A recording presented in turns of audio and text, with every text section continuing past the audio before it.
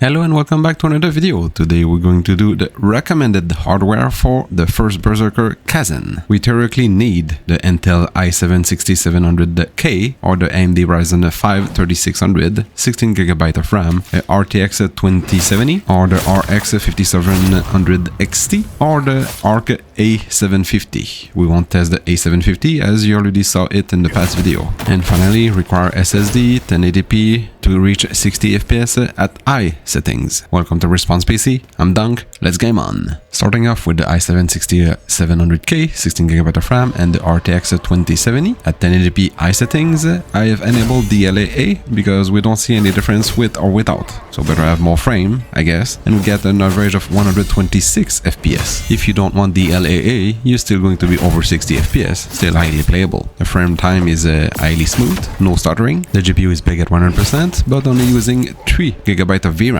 The CPU is still have a lot of room also, being in the high 40s percentage of utilization, and for the RAM we only at a 7.3GB out of 16. So in terms of a respectable recommended hardware, I'd say this is a win. If you don't use DLAA, you're close to the 60 FPS, a little bit over. The memory usage and the CPU usage is a bit lower than expected, probably can be even lower, but I'm still early in game, so maybe when you reach later on, it will be more heavier on the CPU and the RAM. Jumping to the AMD side, we have the Ryzen 5 3600 and the RX 5700. I don't have the RX 57 XT, so that will have to do for now. And 16GB of RAM. We're playing at 1080p again, at high settings, and without upscaling, we get an average of 122 FPS. If you enable FSR 2 at quality, you reach 165 FPS. GPU peg at 100%, but again using about a 3GB of VRAM. Mind yourself again that we're still early in game and we're not in a big city or village or whatever is the next